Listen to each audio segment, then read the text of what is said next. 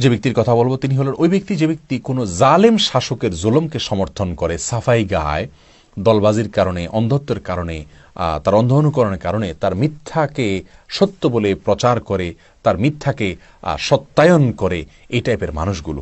এদের সম্পর্কে ইবনে হিব্বানে বর্ণিত হাদিসে আসছেন, নবী আলাইহিস সালাম বলেছেন, ইন্নাহু ইয়াকুন বাদি উমারা, নিশ্চয় আমার পরে কিছু শাসক আসবে যারা মিথ্যা কথা বলবে, জুলুম করবে। ফামান দাখালা আলাইহিম ফাসাদ্দাকাহুম বিকিজবিহিম, এদের মধ্যে কিছু লোক আসবে যারা তাদের এই সমস্ত শাসকদের মোসাহিবি করবে, এদের তেলায়ন করবে, ওয়েলিং করবে, এদের সাফাই গেয়ে বেড়াবে এবং তাদের মিথ্যা কথাকে সত্যায়ন করবে, বিশ্বাস করানোর চেষ্টা করবে জনগণকে, সাধারণ মানুষকে এবং প্রজাদেরকে। ও আনাহুম আলা জুলমিহিম, এবং তাদের জুলুম, অবিচার, অত্যাচার এর ক্ষেত্রে তাদেরকে সহায়তা করবে। এরকম কিছু মানুষ থাকবে মোসাহেব কিসিমের।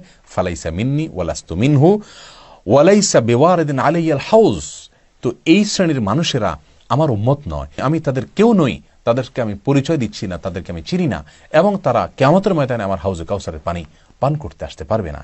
আর এর বিপরীতে আমাল্লাহ ইউসাদ্দিকুহুম বিকাজবিহিম, যারা এই সমস্ত শাসকদের এই জুলুমের এবং মিথ্যাচারের সত্যায়ন করবে না, বিশ্বাস করবে না, ওয়ালাম ইউআইনহুম আলা জুলমিহিম, এবং তাদের জুলুমে, এই শাসকদের জুলুম এর কাজে তাদেরকে সহায়তা করবে না, ফাহুয়া মিন্নি ও আনা মিনহু, তাহলে এই ব্যক্তি আমার উম্মত, আমি তার নবী, সে আমার লোক। ওহুয়া ওয়ারিদুন আলাইয়াল হাউজ, কিয়ামতের ভয়াবহতম দিনে সে হাউজে কাউসারে পানি পান করতে আমার কাছে আসতে পারবে।